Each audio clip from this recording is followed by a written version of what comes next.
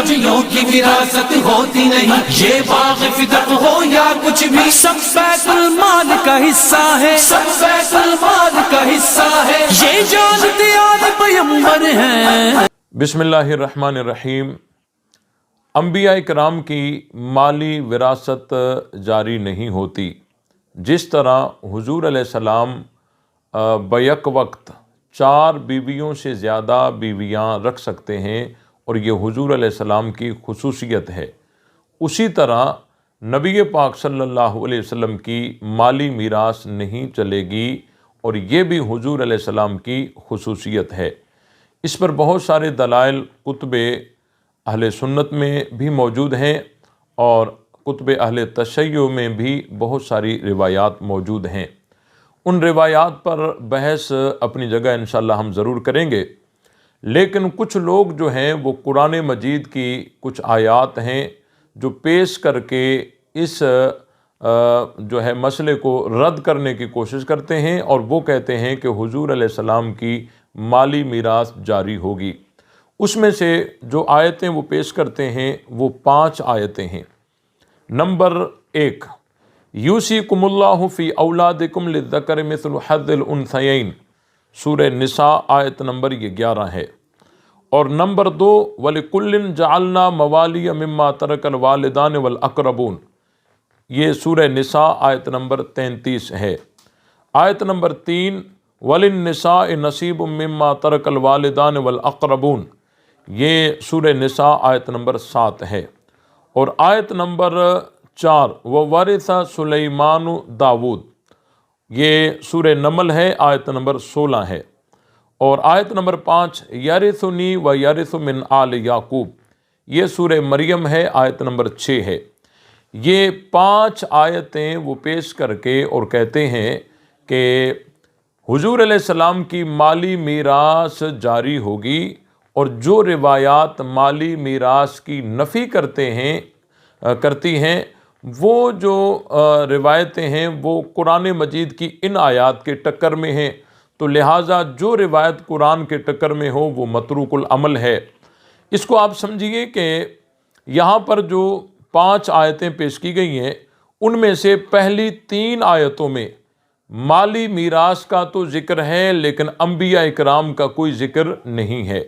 اور آخری جو 2 آیتیں ہیں، وَوَرِثَ سُلَيْمَانُ داود اور یرثنی و یرث من آل یعقوب، آخری 2 آیتوں میں انبیاء کرام کا ذکر تو ہے لیکن مالی میراث کا کوئی ذکر نہیں ہے۔ اور دوسری بات، اب ہم تھوڑا تفصیل کے ساتھ آپ کو سمجھانے کی کوشش کریں گے۔ یہ جو ہے نا کہ آیت یوصیکم اللہ فی اولادکم للذکر مثل حظ الانثیین، اس میں جو کم ہے یہ کم مجمل ہے کہ آیا اس میں انبیاء کرام شامل ہیں یا انبیاء کرام شامل نہیں۔ پھر جو عدم وراثت والی روایات ہیں جو اصول کافی کے اندر بھی موجود ہیں، وہ اس آیت کی مفسر ہیں، نہ کہ اس کے ٹکر میں ہیں۔ بہت ساری قرآن مجید کی آیات ایسی ہوتی ہیں جن میں بظاہر جو حکم ہوتا ہے وہ عموم رکھتا ہے، لیکن اس میں نبی پاک صلی اللہ علیہ وسلم شامل نہیں ہوتے، جس طرح قرآن مجید میں ہے فَانْكِحُوا مَا طَابَ لَكُم مِّنَ النِّسَاءِ مَثْنَىٰ وَثُلَاثَ وَرُبَاعَ، یہ آیت کہتی ہے کہ 4 بیویاں رکھ سکتے ہو، اس سے بڑھ کر نہیں، لیکن حضور علیہ السلام اس آیت سے مستثنیٰ ہیں، کیونکہ حضور علیہ السلام کی بیک وقت 9 بیویاں تھیں۔ تو دیکھیں اس آیت میں بظاہر حضور علیہ السلام کی کوئی نفی بھی نہیں ہے، کوئی استثناء بھی نہیں ہے، لیکن حضور علیہ السلام اس سے خارج ہیں۔ تو بہت ساری ایسی آیتیں ہوتی ہیں جو اپنے حکم میں اپنے عموم پر نہیں ہوتی۔ تو یہ آیت یوصیکم اللہ فی اولادکم للذکر مثل حظ الانثیین، یہ آیت بھی اپنے عموم میں نہیں ہے۔ اور بہت ساری ایسی صورتیں ہیں کہ جس میں ورثہ نہیں چلے گا، اختلاف دین کی وجہ سے ورثہ نہیں جاری ہوگا۔ اس کی صورت یہ ہے کہ باپ اگر کافر ہے، بیٹا مسلمان ہے، تو بیٹا باپ کا وارث نہیں ہوگا، یا باپ اگر مسلمان ہے اور بیٹا کافر ہے تو بیٹا باپ کا وارث نہیں ہوگا۔ اس صورتوں کو شیعہ بھی مانتے ہیں۔ اور دوسری صورت یہ ہے کہ لا میراث للقاتل، قاتل کے لیے کوئی میراث نہیں ہے۔ تو اس بات کو شیعہ بھی مانتے ہیں۔ ہمارا سوال یہ ہے کہ یہ صورتیں یوصیکم اللہ فی اولادکم للذکر مثل حظ الانثیین سے کس طرح خارج کی گئی ہیں، اور جس طرح یہ صورتیں نکل سکتی ہیں تو حضور علیہ السلام والی صورت بھی نکل سکتی ہے۔ تو لہٰذا یہ آیت اپنے عموم پر نہیں ہے، اور جس آیت کا حکم عام مخصوص منہ البعض ہو جائے تو اس آیت میں امکان تخصیص باقی رہتا ہے، پھر چاہے خبر واحد کے ساتھ ہی کوئی استثناء کر لے اور اس کی تخصیص کر لے تو وہ اس آیت سے تخصیص ہو جاتی ہے۔ تو لہٰذا یوصیکم اللہ فی اولادکم للذکر مثل حظ الانثیین سے حضور علیہ السلام اسی طرح خارج ہیں جس طرح فانکحوا ما طاب لکم من النساء مثنی وثلاث ورباع سے خارج ہیں۔ اور دوسری جو آیت ہے وہ یہ ہے، یعنی جو 3 ہیں وہ تو مالی میراث کا ذکر کرتی ہیں لیکن انبیاء کرام کا ذکر نہیں ہے۔ آخری جو 2 آیتیں ہیں اس میں انبیاء کرام کا ذکر تو ہے لیکن مالی میراث کا کوئی ذکر نہیں ہے۔ اب اس میں ایک آیت ہے وَوَرِثَ سُلَیمَانُ داود، یہ سورہ نمل ہے، آیت نمبر 16 ہے۔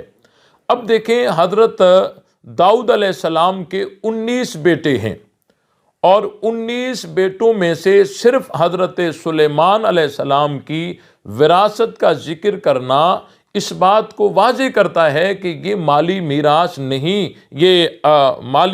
نہیں ہے، کیونکہ اگر مالی میراث ہوتی تو اس میں صرف حضرت سلیمان کا ذکر کیوں ہوتا؟ پھر تو سب بیٹے حضرت داؤد علیہ السلام کے، حضرت داؤد کے وارث بنیں گے۔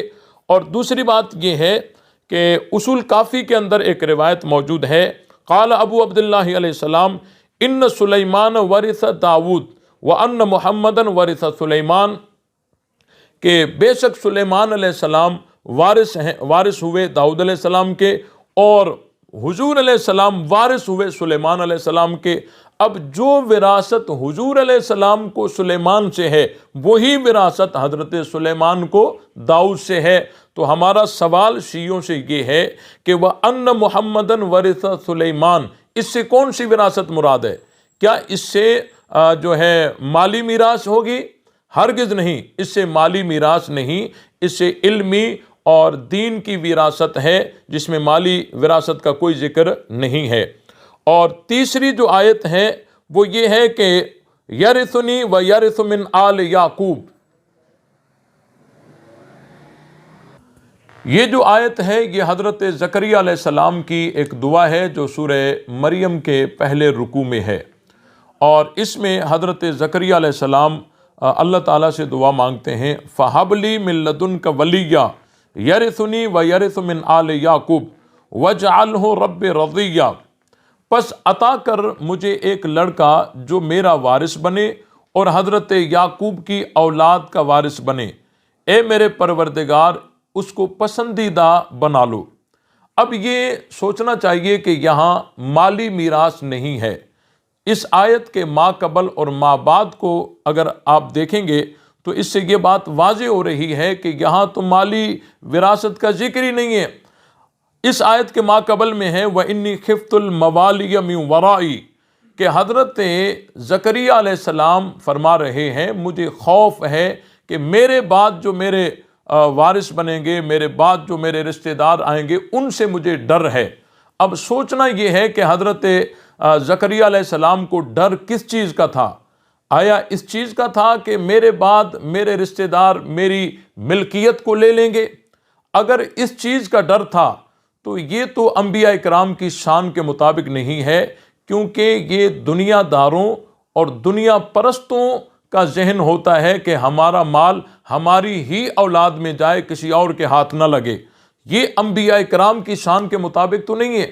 اور اگر کوئی یہ کہے گا کہ نہیں ان کو مال کا ڈر تھا کہ میرے بعد میرے رشتہ دار میرے مال کو لے لیں گے، تو یہاں تو آسان سی بات تھی، اگر حضرت زکریا کو اپنے مال بچانے کا ارادہ تھا کہ مال بچائیں اور رشتہ داروں کو نہ ہاتھ لگے، تو اس کا تو آسان سا طریقہ تھا، حضرت زکریا علیہ السلام اللہ کی راہ میں خیرات کر دیتے تو اپنے ہاتھوں سے وہ مال اللہ کی راہ میں چلا جاتا، وہ ڈر ختم ہو جاتا۔ اور دوسری بات، اگر حضرت زکریا کی بات ان کا مال ان کے رشتہ داروں کو دیا جا رہا ہے اور شریعت کے قانون کے مطابق دیا جا رہا ہے، اور آپ کہیں گے کہ حضرت زکریا کو ڈر ہو رہا ہے کہ میرے بعد وہ مال ان کے ہاتھ نہ لگے، تو یہ تو ایک نبی کا قانون خداوندی سے گھبرانا لازم آئے گا، جو کہ انبیاء کی شان سے بہت دور ہے۔ تو اس سے جو ہے یہ اندیشہ لینا کہ جی حضرت زکریا کو مالی ڈر تھا، مال بچانے کا ڈر تھا، یہ انبیاء کی شان کے مطابق نہیں، بلکہ یہاں یہ مراد ہے کہ حضرت زکریا علیہ السلام کو یہ ڈر تھا کہ میرے بعد دین پھیلانے میں، تبلیغ کرنے میں میرے رشتہ دار کوتاہی نہ کریں، اس لیے مجھے ایک وارث دے دے۔ تو یہاں سے اگر اس آیت کے ماقبل کو آپ دیکھیں گے تو یہاں سے بھی یہ واضح ہوگا کہ یہاں مالی میراث مراد نہیں ہے۔ اور اس کے بعد اگر آپ اس آیت کے ما بعد کو دیکھیں گے تو اس سے بھی یہ اشارہ ملتا ہے کہ آگے اللہ تعالیٰ نے فرمایا یا یحییٰ خذ الکتاب بقوۃ، کہ اللہ تعالیٰ نے فرمایا اے یحییٰ، یہ وہ یحییٰ علیہ السلام ہیں جو وہ مولود ہیں جن کی حضرت زکریا علیہ السلام دعا مانگ رہے ہیں۔ تو اللہ فرما رہے ہیں کہ اس کتاب کو زور سے پکڑو، طاقت سے پکڑو۔ اگر حضرت یحییٰ علیہ السلام مال کے لیے آتے یا حضرت زکریا ان کو مال بچانے کے لیے حضرت یحییٰ کو مانگتے تو یہاں یا یحییٰ خذ الکتاب کی جگہ خذ المال ہوتا، لیکن اللہ تعالیٰ نے یہاں خذ الکتاب فرما کر یہ بتا دیا، یہاں مالی میراث مراد نہیں ہے۔ تو آیت کے ما قبل اور ما بعد سے یہی معلوم ہوتا ہے کہ یہاں حضرت زکریا علیہ السلام کو ڈر جو ہے وہ اپنی ملکیت بچانے کا نہیں، بلکہ اپنے جانشین کی خواہش ہے جو صحیح معنی میں تبلیغ کرے اور دین پہنچائے۔ اور دوسری بات، بڑی مزے کی بات یہ ہے کہ حضرت زکریا علیہ السلام جو دعا مانگ رہے ہیں، اب اس سے مالی میراث مراد نہیں ہو سکتی، اور اس کا قرینہ جو ہے بالکل واضح، وہ لفظ آل یعقوب ہے، لفظ آل یعقوب ہے۔ اب لفظ آل یعقوب سے کہ ایسا مجھے بیٹا دے دے جو میرا بھی وارث ہو اور آل یعقوب کا بھی وارث ہو، تو آل یعقوب سے اگر مجازاً حضرت یعقوب علیہ السلام کی ذات مراد لے لی جائے تو پھر اس کا مطلب کیا ہوگا؟ اس کا مطلب یہ ہوگا کہ ایسا مجھے بیٹا دے دے جو میرا بھی وارث ہو اور یعقوب علیہ السلام کا بھی وارث ہو۔ حالانکہ حضرت یعقوب علیہ السلام حضرت زکریا علیہ السلام سے 2000 سال پہلے کے گزر چکے ہیں۔ اب میرا وارث بھی بنے اور آل یعقوب کا بھی۔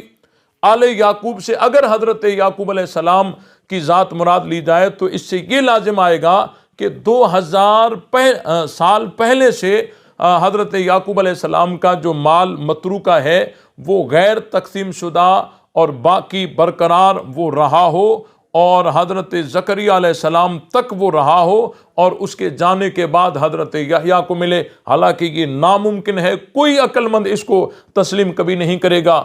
اور دوسری صورت، اگر آل یعقوب سے اولاد یعقوب مراد لیا جائے کہ حضرت زکریا دعا مانگ رہے ہیں یا اللہ ایسا مجھے بیٹا دے دے جو میرا بھی وارث بنے اور آل یعقوب کا بھی وارث بنے، آل یعقوب سے اگر اولاد یعقوب مراد لی جائے تو اس کا مطلب یہ ہوگا کہ حضرت یعقوب علیہ السلام کی اولاد بنی اسرائیل، چاہے وہ زندہ ہوں چاہے مردہ ہوں، ان کے حضرت یحییٰ وارث ہوں، یہ بھی سمجھ سے بالا تر ہے۔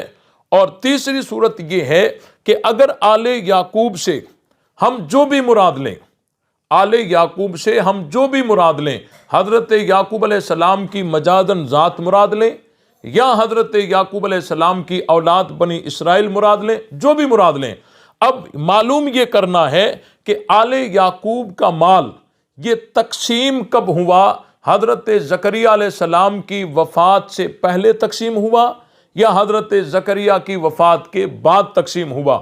اگر حضرت زکریا کی وفات سے پہلے تقسیم ہوا تو حضرت زکریا کا حصہ حضرت زکریا کی ملکیت میں داخل ہو گیا اور وہ یرثونی میں آ گیا، وہ یرثونی میں داخل ہو گیا۔ اب آل یعقوب کا مال کہاں گیا جس کے حضرت یحییٰ وارث ہوں؟ دیکھیں بات سمجھنے کی ہے نا کہ اگر حضرت زکریہ علیہ السلام کی وفات سے پہلے آل یعقوب کا مال تقسیم ہوا تو آل یعقوب کا مال تقسیم ہو کر جو حضرت زکریہ کا حصہ تھا وہ حضرت زکریہ کی ملکیت میں داخل ہوا اور یرثونی میں وہ چیز آ گئی۔ اب آل یعقوب کا مال کہاں گیا جس کے حضرت یحییٰ وارث ہوں؟